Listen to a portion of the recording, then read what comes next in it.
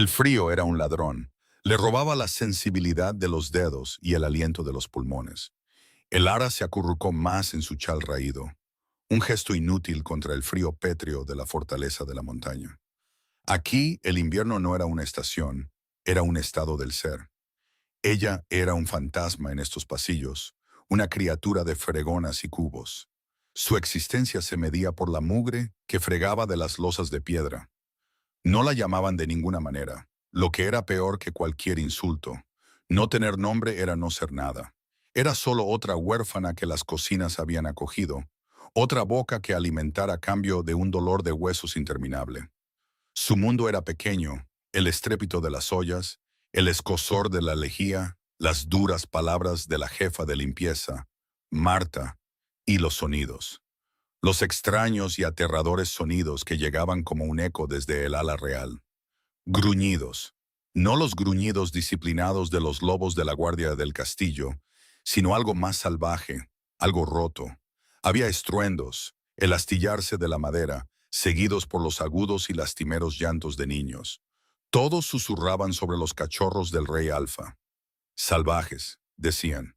Locos. Eran gemelos, un niño y una niña, nacidos justo antes del fallecimiento de la reina. Lyra y Fen, se rumoreaba que su dolor se había agriado en su interior, convirtiéndolos en pequeños monstruos que nadie podía domar. Ni siquiera su padre, el gran rey Alpha Kale, un hombre cuyo silencio, se decía, congelaba los ríos. El Lara sintió una extraña punzada de simpatía por los niños que no había visto. Sabía lo que era estar sola, tener una tormenta rugiendo dentro de ti que nadie entendía. Una tarde, Marta le arrojó un cubo de agua helada. El pasadizo oeste, Lord Valerius derramó su vino. Encárgate, y ni se te ocurra mirar a nadie. El pasadizo oeste bordeaba la guardería real. Un escalofrío de miedo y curiosidad la recorrió. Mantuvo los ojos pegados al suelo, con las manos en carne viva, por el agua fría mientras fregaba. Los gruñidos eran más fuertes aquí, salpicados por las órdenes secas y furiosas de un hombre. «Contrólate, bestia. Eres de sangre real, no un perro callejero». La voz era cortante, imperiosa. Lord Valerius, el consejero de mayor confianza del rey, el hombre encargado de entrenar a los cachorros reales. Una puerta se abrió de golpe. Una pequeña figura salió disparada, un borrón de pelo oscuro y ojos aterrorizados. Era la niña, Lyra. No podía tener más de 6 años. Se escabulló detrás de un grueso tapiz, con la respiración entrecortada y llena de pánico. Lord Valerius entró en el pasillo, su rostro una máscara de fría furia. 2 guardias lo seguían, llevando una pesada red con contrapesos. El ara se quedó helada, de rodillas, intentando hacerse más pequeña que una sombra.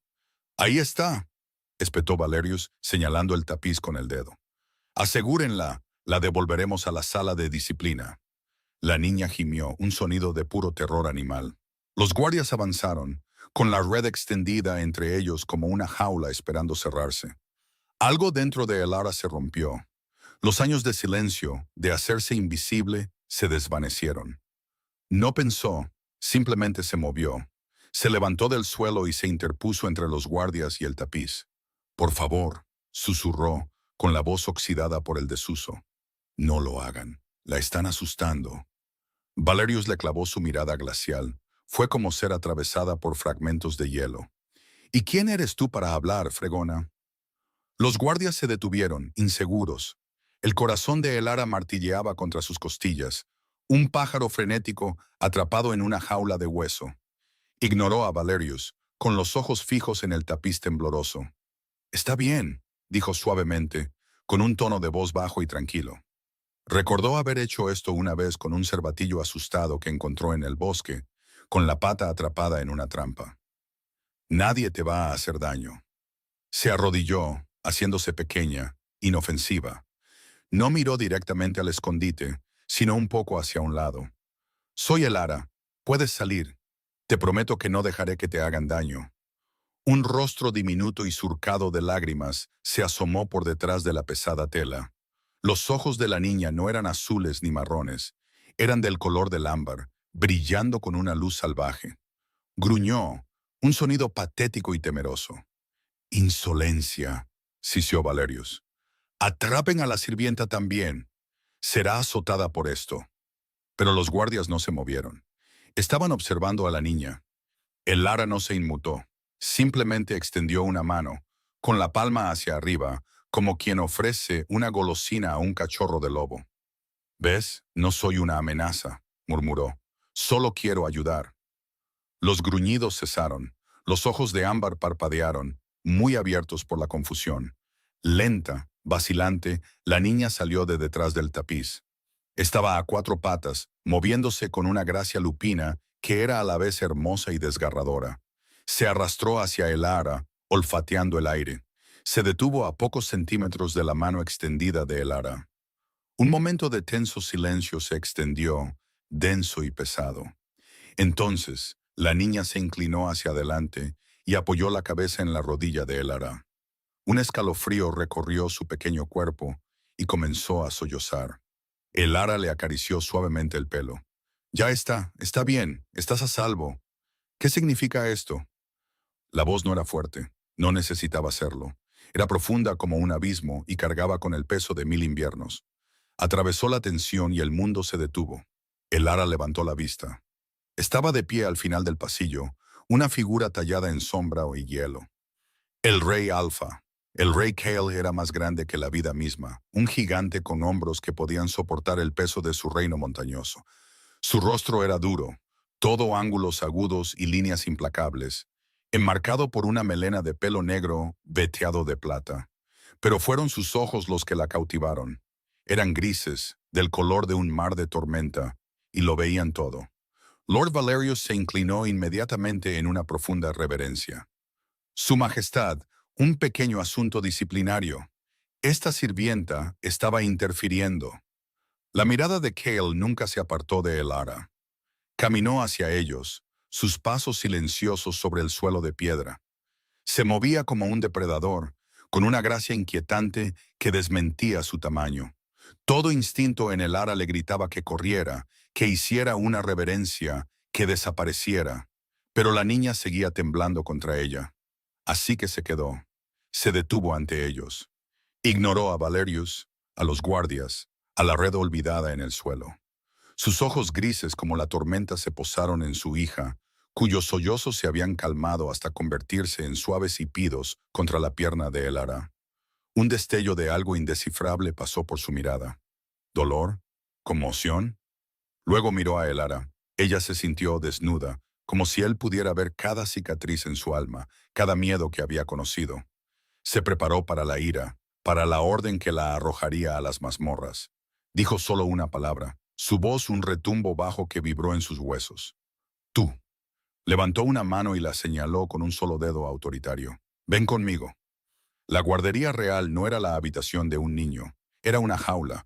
Los muebles eran pesados, atornillados al suelo. Las ventanas tenían barrotes. Arañazos marcaban las gruesas paredes de madera, testimonio de la furia de sus pequeños ocupantes. En el centro de la habitación, otro niño, un varón con los mismos ojos de ámbar y el mismo pelo negro y salvaje, los observaba desde lo alto de una gran mesa de roble. Este era Fen.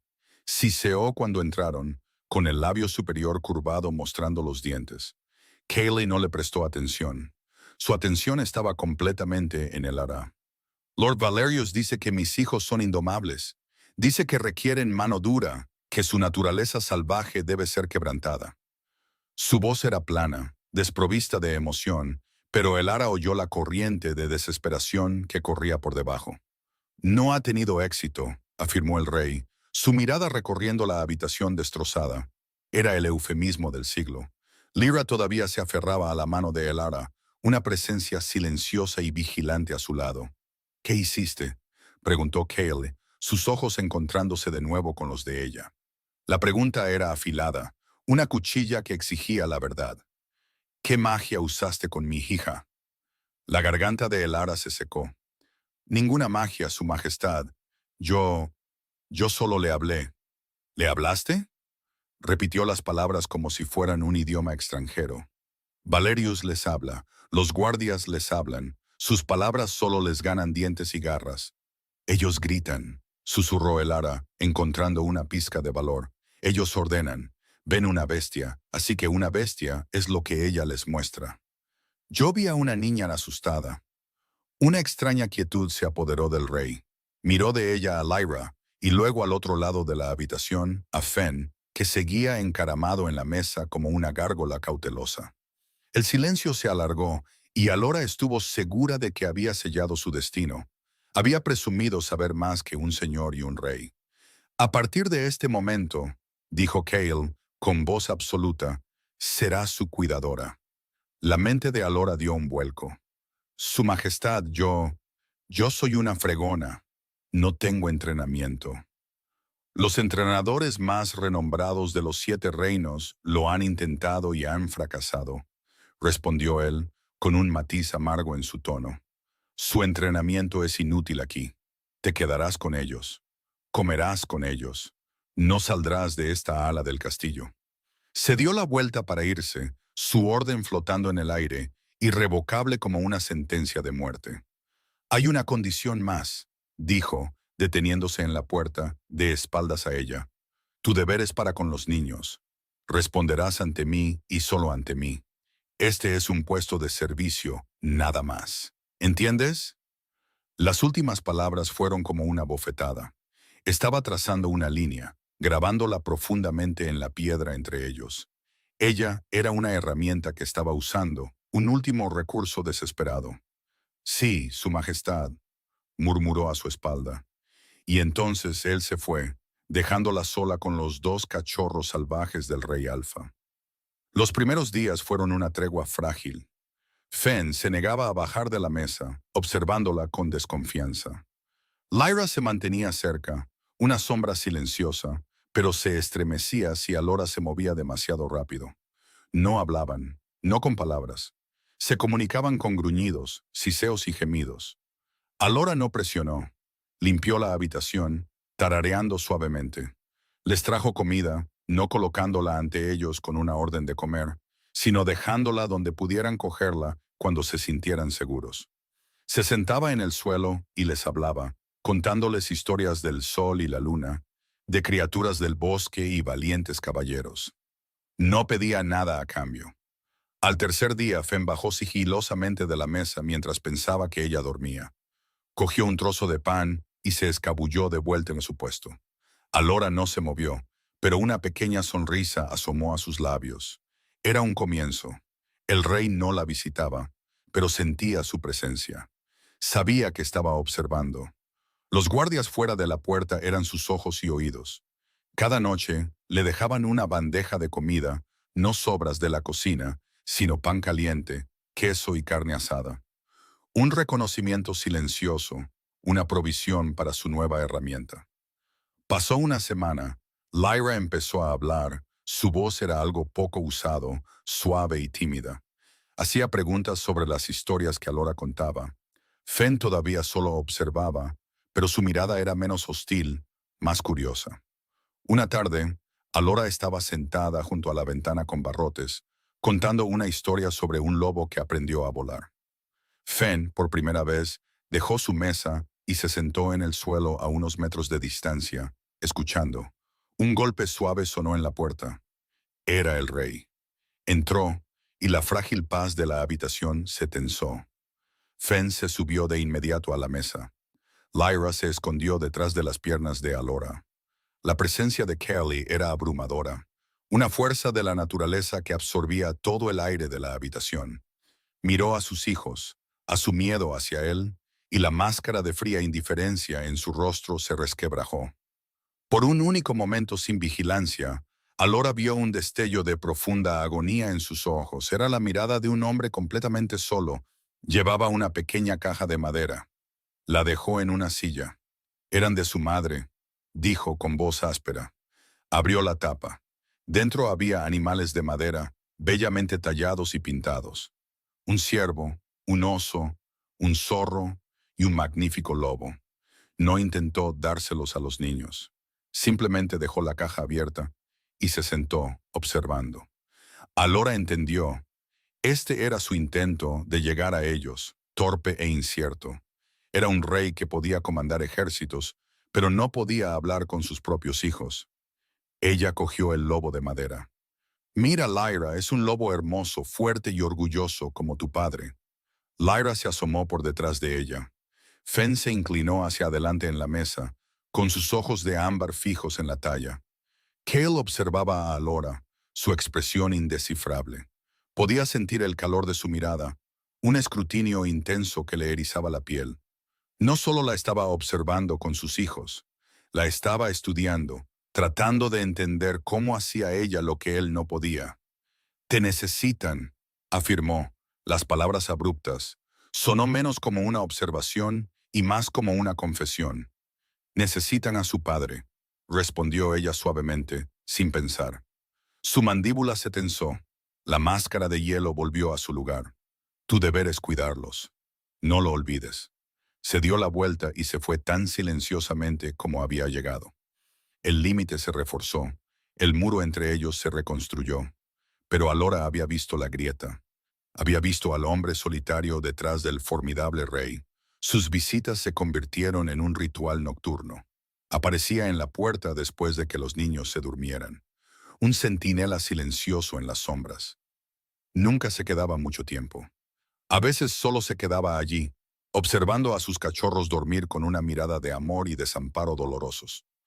Otras veces hablaba, con voz baja. Le preguntaba sobre su día con ellos.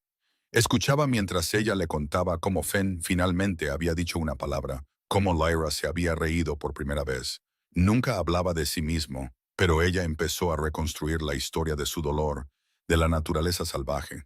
Apareció después de que su madre muriera. Dijo una noche, su voz apenas un susurro. Es mi culpa. El dolor en mi linaje es un veneno. Supo que su propio lobo, la fuente de su poder alfa, se estaba debilitando, desvaneciendo. Lo describió como un silencio frío, un vacío creciente donde antes había un fuego rugiente. La naturaleza salvaje de sus hijos era un reflejo de su propio caos interior. Estaba perdiendo el control, y ellos también. ¿Por qué me cuentas esto?, preguntó ella con el corazón dolido por él. Él la miró, y la intensidad de sus ojos grises le robó el aliento.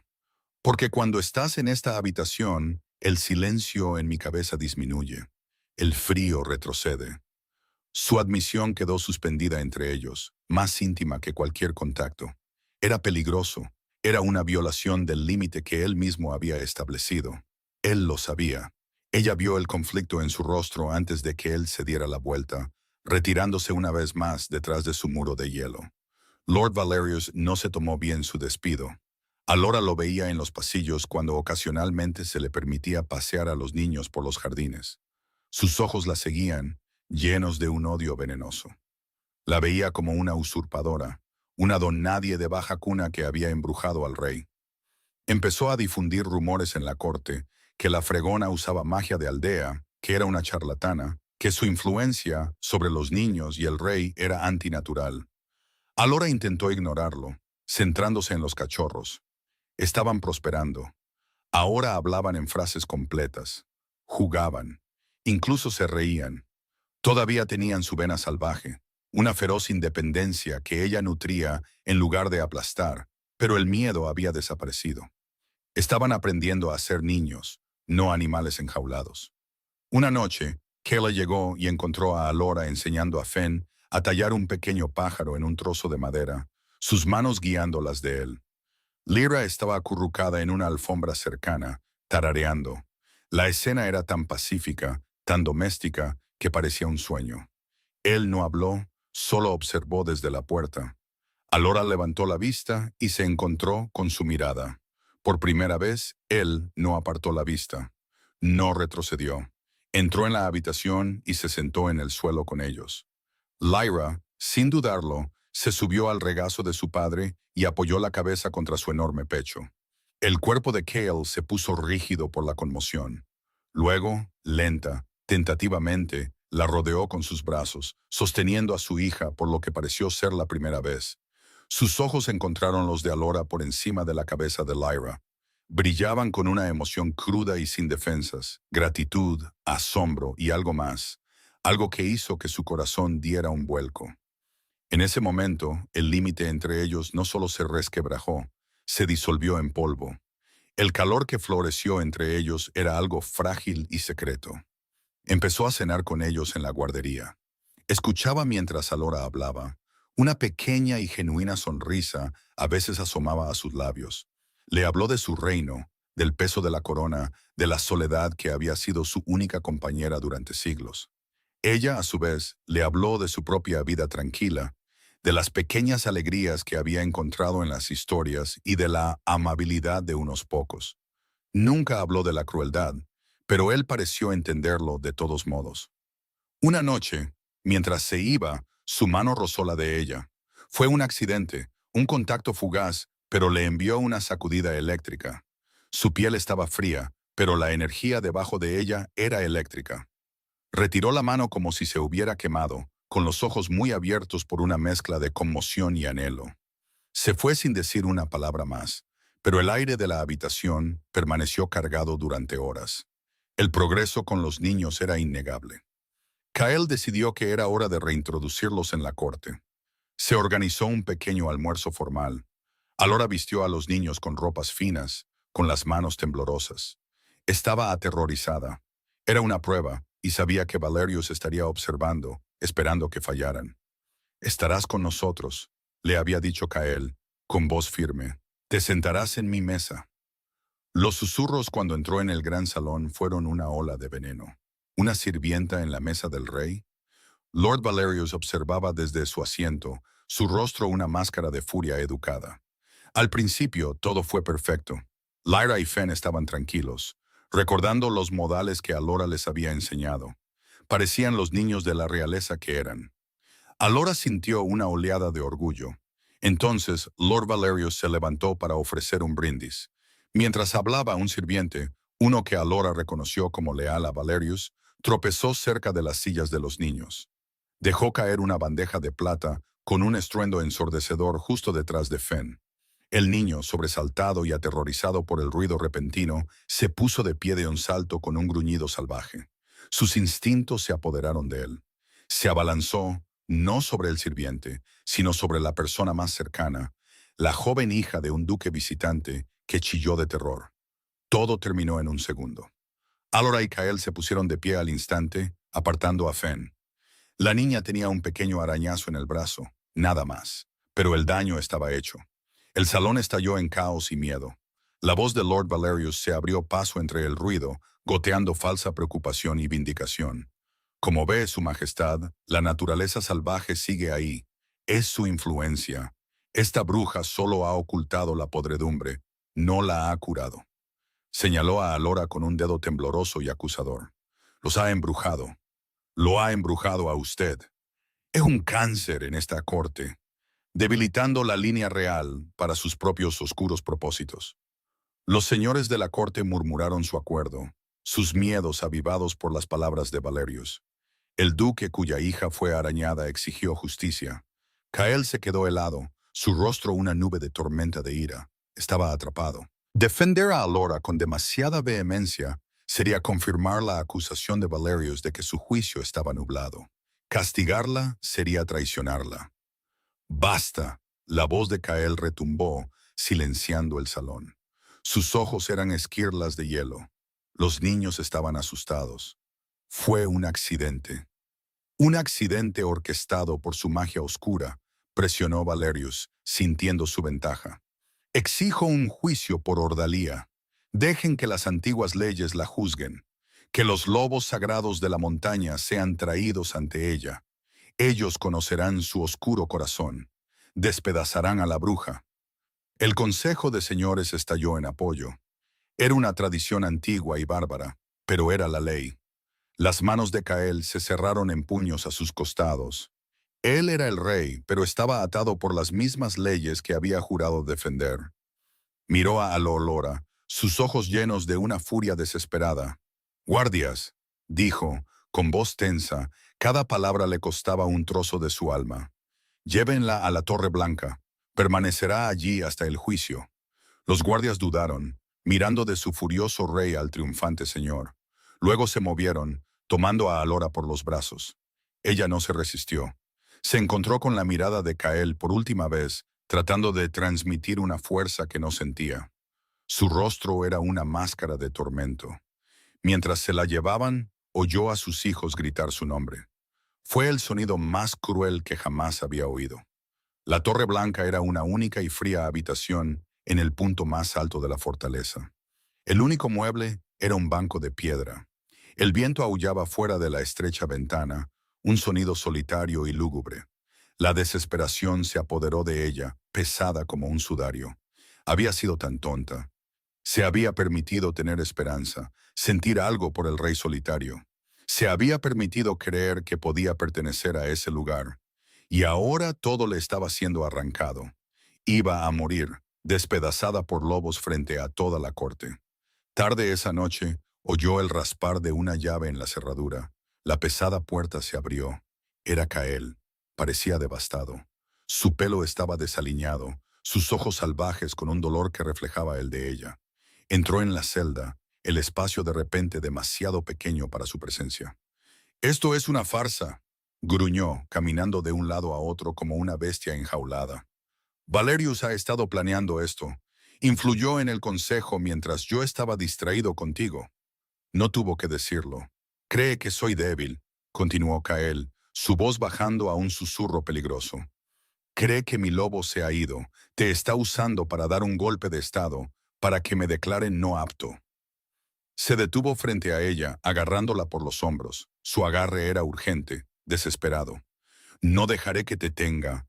Quemaré todo el maldito reino hasta los cimientos antes de dejar que te hagan daño». «No puedes», susurró ella con la voz quebrada. «Eres el rey. Debes defender la ley». «Maldita sea la ley», rugió él, su control finalmente rompiéndose. «Maldita sea la corona. Nada de eso importa sin ti». La atrajo hacia él, sus brazos envolviéndola como bandas de acero. Enterró su rostro en su cabello, y ella sintió un temblor recorrer su enorme cuerpo. Estaba temblando. El gran e intocable rey Alfa estaba temblando. «Alora», suspiró su nombre contra su piel, una oración y una maldición. «Debería haberte enviado lejos. Debería haberte protegido de esto, de ellos, de mí». Podía sentir el latido frenético de su corazón contra el suyo. Esta era la crisis. Este era el final de su frágil mundo. «Traerán a los lobos al amanecer», dijo ella, su voz plana por la resignación. Él se apartó lo suficiente para mirarla, sus ojos gris tormenta ardiendo con un fuego aterrador. «Entonces me quedaré contigo. Si quieren matarte, tendrán que pasar por encima de mí». «Lo llamarán prueba de tu embrujo», argumentó ella, las lágrimas finalmente corriendo por su rostro. «Lo perderás todo». «Ya lo he perdido todo una vez», dijo él, su voz cruda por el recuerdo de su compañera. «No lo haré de nuevo. No puedo». Se inclinó, su frente apoyada contra la de ella. El frío que siempre parecía aferrarse a él había desaparecido, reemplazado por un calor desesperado. «Alora», susurró, y el sonido fue entrecortado, arrancado de lo más profundo de su alma. «Te amo». Las palabras dichas bajo la sombra de la muerte fueron lo más hermoso y trágico que jamás había oído. Eran una confesión y una sentencia de muerte, todo a la vez, para él, para ambos. El salón del trono estaba abarrotado, una galería de lobos con ropas finas que habían venido a ver a una fregona despedazada. Alora fue conducida al centro de la vasta sala, con las manos atadas por delante. Se sentía extrañamente tranquila. Las palabras de Kael le habían dado un escudo de paz. Si tenía que morir, moriría amada. Kael se sentó en su trono, su rostro tallado en granito. Había prohibido a sus hijos asistir, una pequeña misericordia. Lord Valerius estaba de pie junto al trono, su expresión de solemne triunfo. «Que comience la ordalía», anunció Valerius, su voz resonando con autoridad. Se levantó un pesado rastrillo en el extremo opuesto del salón. De la oscuridad más allá, emergieron dos lobos enormes. No eran los disciplinados lobos de la manada del castillo. Eran depredadores de la montaña, enormes y grises, sus ojos brillando con fuego amarillo. Habían estado sin comer durante 3 días. El olor a sangre y miedo era un perfume para ellos. Entraron en el salón, con la cabeza baja, gruñendo al captar su olor. La multitud ahogó un grito y retrocedió. Alora cerró los ojos, preparándose para lo inevitable. Oyó a Kael gritar su nombre, un rugido de pura agonía y rabia. Oyó el choque del acero cuando su guardia real, leal a la ley que Valerius estaba torciendo, se movió para impedir que su rey interfiriera. Estaba luchando por ella. Estaba perdiendo su trono por ella. Y en ese momento algo cambió en ella. No fue una decisión, fue una erupción. El amor que sentía por él, por sus hijos, la injusticia de todo, y la cruda y primitiva voluntad de vivir, todo se fusionó en un único punto de energía al rojo vivo en su pecho. El primer lobo se abalanzó. Los ojos de Alara se abrieron de golpe. No gritó, no corrió, se mantuvo firme y se enfrentó a la carga gruñona de la bestia. Un poder que nunca supo que poseía la recorrió. No fue un grito, ni un hechizo. Fue una ola de pura y silenciosa orden que inundó la habitación. Era la voz de la montaña misma, de la tierra ancestral, hablando a través de ella. Quietos. El lobo que se abalanzaba se congeló en el aire, sus patas a centímetros de su cara. Permaneció allí un instante, suspendido por una fuerza que nadie podía ver, antes de caer al suelo con un aullido confuso. Retrocedió, gimiendo, con la cola entre las piernas. Su compañero, que había estado dando vueltas, se detuvo en seco. Se aplastó contra el suelo, con el vientre pegado a la piedra, un gesto de sumisión absoluta. Un jadeo colectivo recorrió el salón del trono. Silencio. Silencio total y atónito. Alara levantó sus manos atadas. Miró a los lobos, que ahora gemían a sus pies como cachorros reprendidos. Sintió el poder vibrando en sus venas, una música salvaje y maravillosa. No era una fregona, no era una bruja, era algo completamente diferente. Dirigió su mirada a Lord Valerius. Su rostro estaba ceniciento, sus ojos desorbitados por el terror y la incredulidad. El hombre que había orquestado su humillación ahora miraba un poder mucho más allá de su comprensión. El poder que había surgido no solo comandaba a los lobos. Cantaba una canción de verdad que resonaba en las mismas piedras del castillo. Todos en esa sala vieron de repente el complot de Valerius por lo que era, el acto desesperado de un hombre celoso y temeroso. Los susurros murieron. Las acusaciones se convirtieron en asombro. El hechizo de silencio fue roto por el sonido del rugido de triunfo de un rey. Kael atravesó a sus guardias atónitos como si fueran de papel. Se dirigió al centro de la sala, sus ojos ardiendo no con furia, sino con un orgullo feroz y brillante. No dudó. Cayó de rodillas ante ella frente a toda su corte.